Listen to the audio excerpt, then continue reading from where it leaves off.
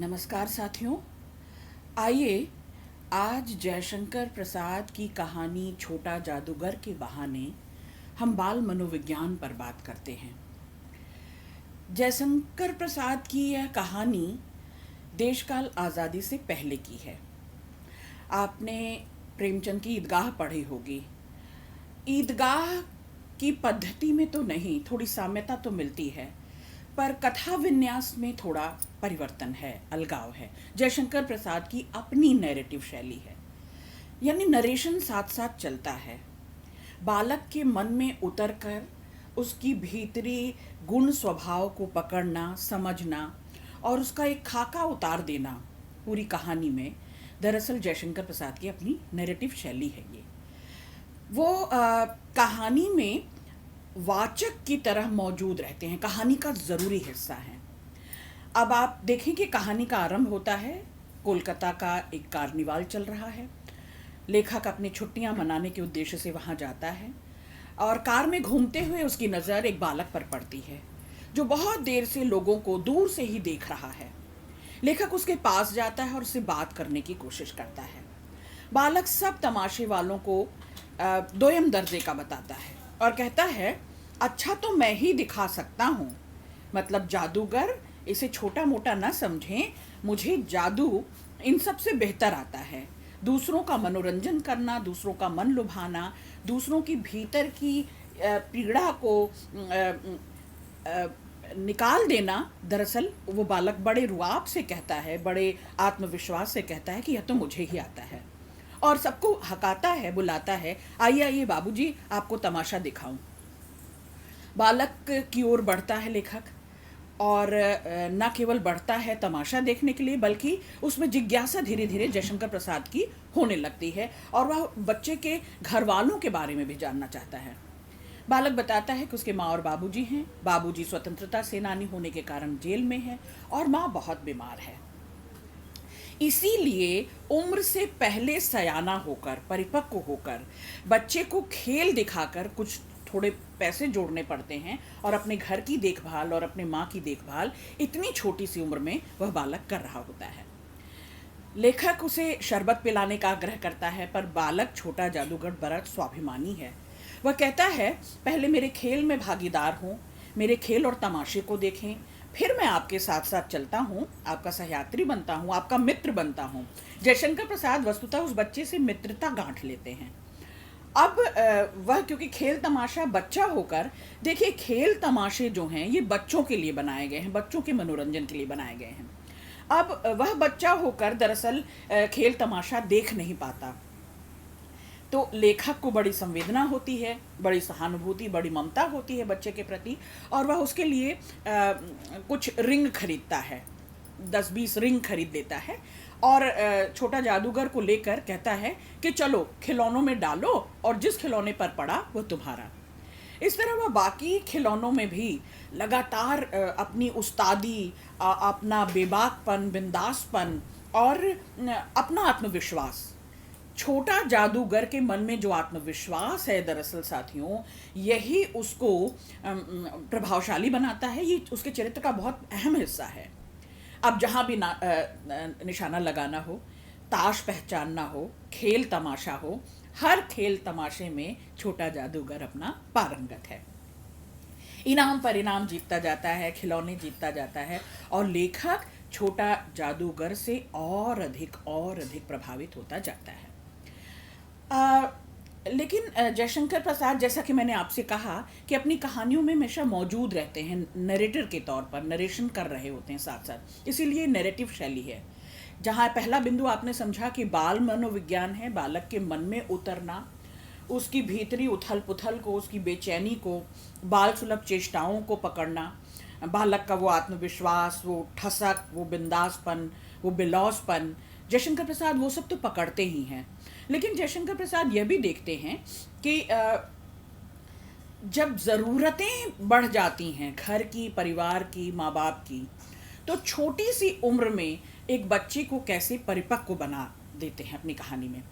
यानी वह छोटा जादूगर सयानों से जो बात करता है, दरअसल उसका अनुभव संसार बहुत बड़ा है, समृद्ध है।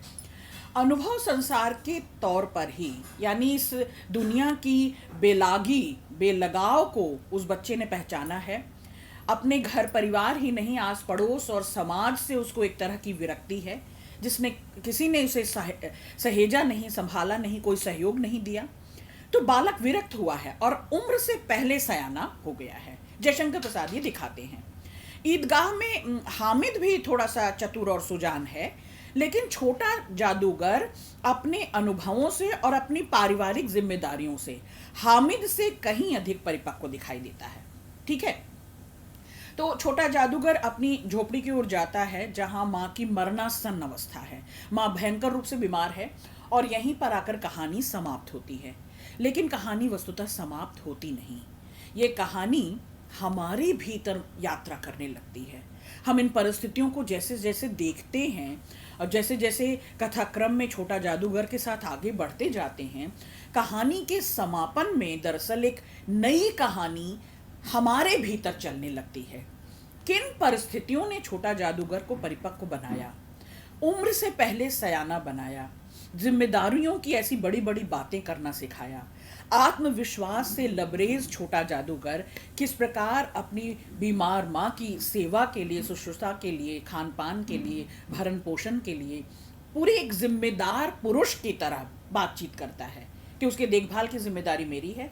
अपने पिता पर गर्व करता है कि वह स्वतंत्रता सेनानी रहे हैं, इसलिए जेल गए हैं। आस पड़ोस कुछ भी कहे, कोई कोई किसी भी तरह का से धिक्कारे या किसी भी तरह से छोटा आके, मैं उनकी छोटी बातों पर ध्यान नहीं देता। ये सयानापन है, ये बड़प्पन है। और अपनी उम्र में खेलने कूदने, खेल तमाशे देखने की उम्र में छोटा जादूगर इतना सयाना हो जाता है, इतना समझदार हो जाता है। दरअसल साथियों, जयशंकर प्रसाद इस ओर इशारा कर रहे हैं कि प्रतिकूल परिस्थितियां व्यक्ति को उम्र से पहले सयाना बना देती हैं। तो इस तरह से आप इस कहानी से छोटा जादूगर के चरित्र के बारे में यह जानते हैं कि उसकी गरीबी, उसकी अभावग्रस्तता, उसकी प्रतिकूल परिस्थितियां ही हैं छोटा जादूगर की, जो उसे बड़ों जैसा, सयानों जैसा व्यवहार करने पर बेबस करती हैं। इसकी खेलने कूदने की उम्र है, खेल तमाशे देखने की उम्र है, खेल तमाशा करने की उम्र नहीं है। वह अपने आप को खेल तमाशा दिखाते हुए बाकी तमाम जो तमाशा कर रहे होते हैं, जो उस समय मेले में सक्रिय होते हैं, उन सबसे सयाना और समझदार और चतुर बताता है कि मेरे खेल तमाशे में जो जान है, जो बात है, दरअसल वो यहाँ और किसी के पास नहीं है। तो ये केवल साथियों, असल में समाज की उस व्यवस्था, उस कुटिल सामाजिक जिसको कहते हैं व्यवहार की कमी है कि एक बच्चे को से उसका बचपन छिन जाए। उसके खेल तमाशे के समय में दरअसल उसे खेल तमाशा दिखाना पड़े, और यह सब कुछ उसे समय से पहले जिम्मेदार बना देता है, अनुभवी बना देता है, और वह एक जिम्मेदार की तरह, एक बड़े सयाने की तरह व्यवहार करने लगता है। अब आप देखें, प्रेमचंद की ईदगाह से जयशंकर प्रसाद के छोटा जादूगर की तुलना करें तो लगभग ये समकालीन कहानियां हैं। दोनों ही स्वतंत्रता से पहले की कहानी है, आज़ादी से पहले की कहानी है। तो एक सवाल जो आपके मन में भी कौंधना चाहिए और जो इस कहानी को पढ़ते पढ़ाते मेरे मन में बार बार कौंधता है, वो यही है कि समाज में लाखों हामिद हैं, समाज में लाखों छोटा जादूगर हैं।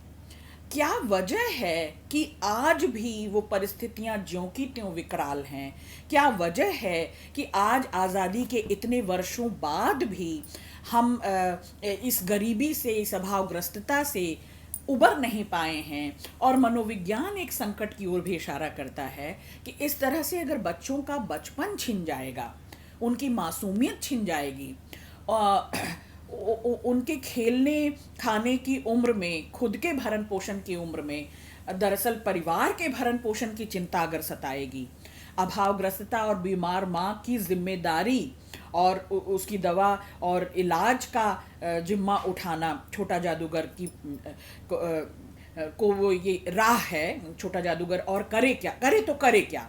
ना रिश्तेदार ऐसे में काम आते हैं, ना आस पड़ोस काम में आता है, तो जयशंकर प्रसाद और प्रेमचंद एक ही धरातल पर मानवीय संवेदना के उन गुत्थियों को सुलझाते चलते हैं, और उनकी दूरदर्शिता यह भी दरअसल समझा देती है कि आज़ादी के इतने वर्षों बाद भी क्या वजह है कि हामिद और छोटा जादूगर आज भी विद्यमान हैं, महानगरों में भी विद्यमान हैं और कस्बों और गांवों में तो हैं ही। तो साथियों, ये दरअसल परिवेश जो है ये कलकत्ते का परिवेश है। ये कहानी आपको देती क्या है, इस पर बात करना बहुत ज़रूरी है। दरअसल आपको चुनौतियों से लड़ने का साहस देती है ये कहानी। 13-14 वर्ष का बच्चा है, पिता जेल में है, माँ बहुत भयंकर रूप से बीमार है, मरणासन स्थिति में बिस्तर पर पड़ी है।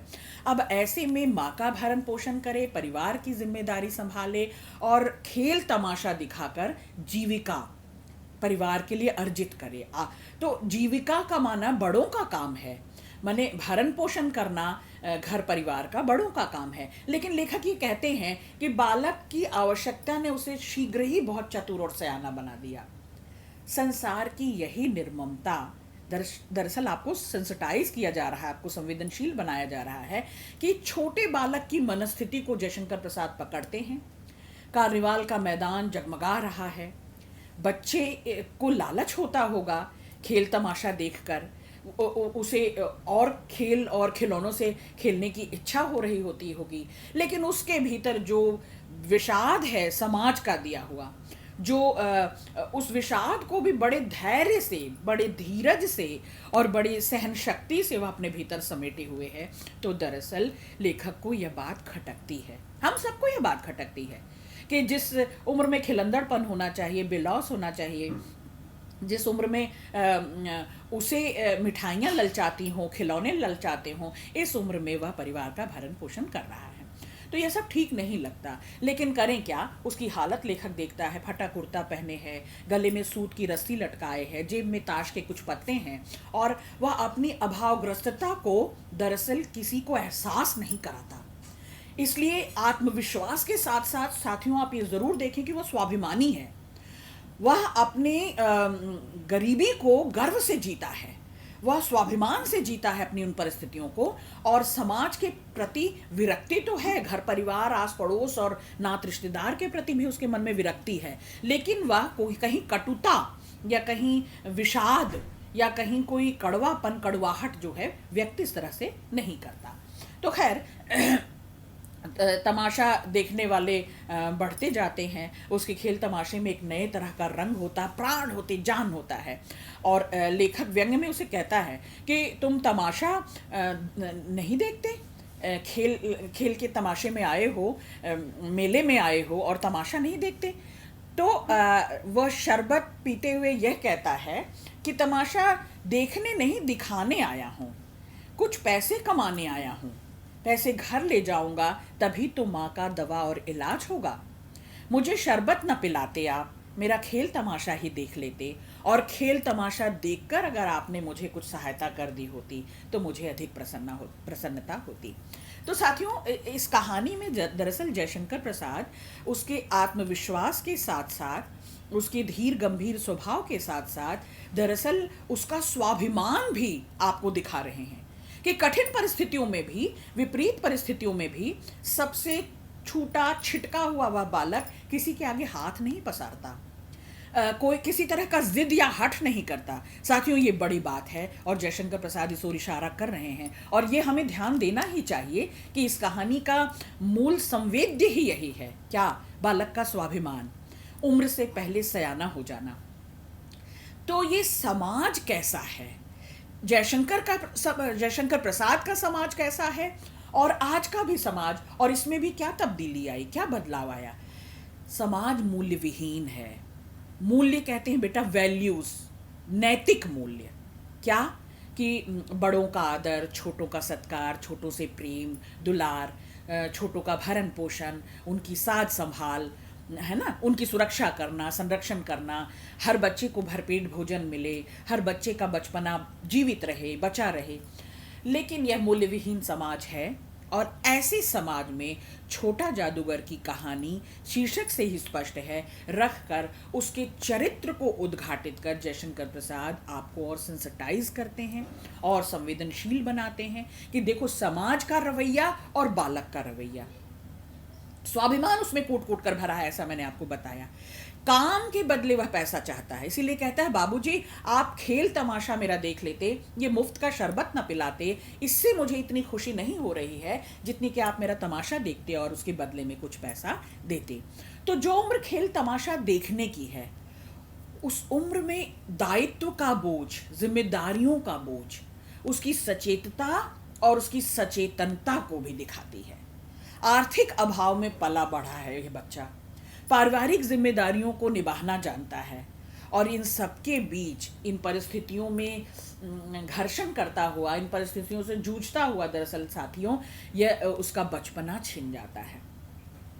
तो आर्थिक अभाव से ग्रस्त व्यक्ति अपनी विपरीत परिस्थितियों के कारण कितनी जल्दी परिपक्व बन जाता है। नंबर 1, आवश्यकता के समय व्यक्ति में चतुराई आती है, लोगों को ठगने की बुद्धि आती है, छल प्रपंच आता है, समाज से विद्वेष हो जाता है, बदले की भावना आती है, लेकिन यह सब कुछ छोटा जादूगर में आपको दिखाई नहीं देती।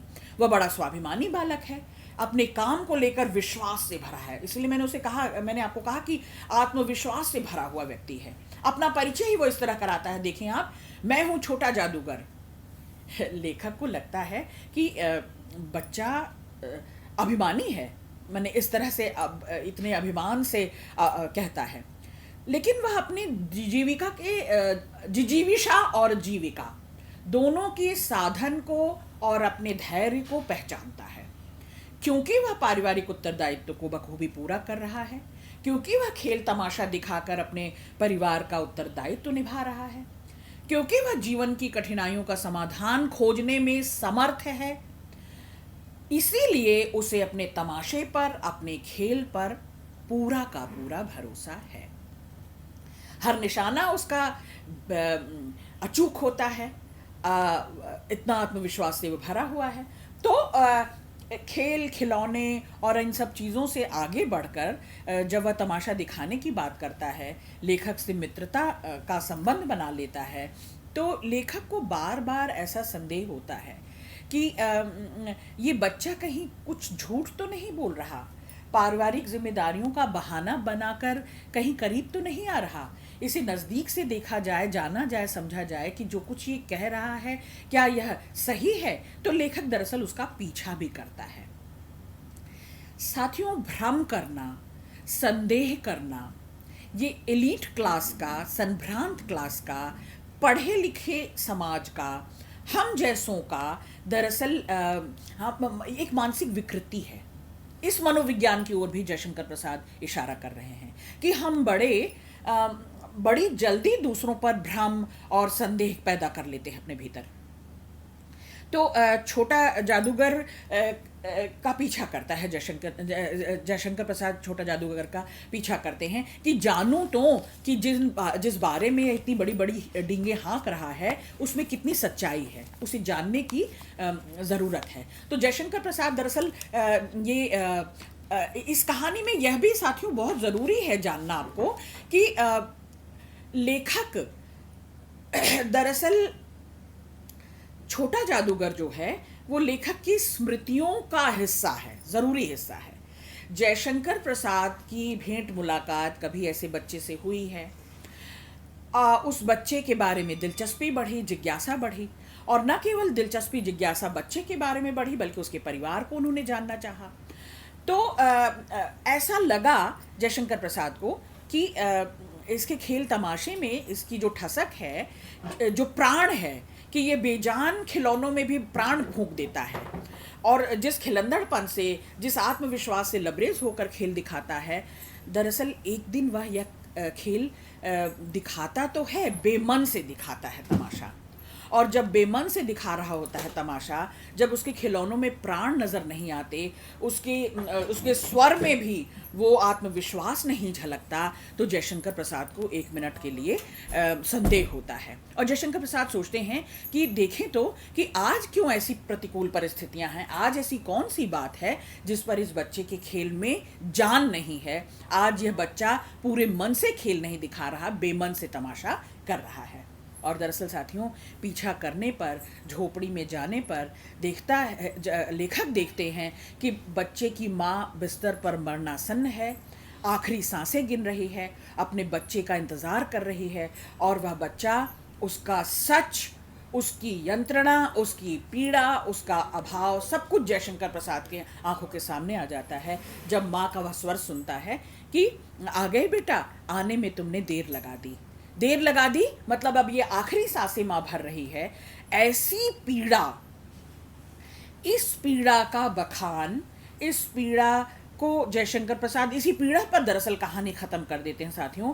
और यह पीड़ा हम सबके हृदय में उसी रूप में भरपूर सिमट जाती है, और यह कहानी बड़े सशक्त रूप से, बड़े मजबूत रूप से हमारे दिलों में घर कर जाती है, और हम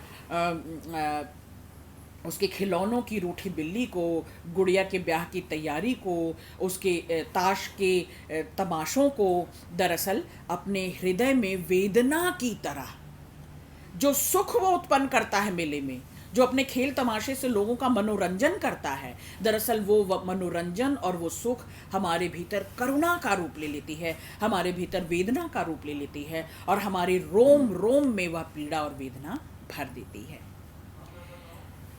माँ का ये कहना कि आज घर जल्दी लौट आना, मेरी घड़ी समीप है, तो साथियों, माँ को ये अंदेशा हो गया है कि अब मैं नहीं चल पाऊंगी, अब मैं इसका साथ, जो थोड़ा बहुत रहने से, सहने से साथ है बच्चे का, वह भी आज छूटने वाला है।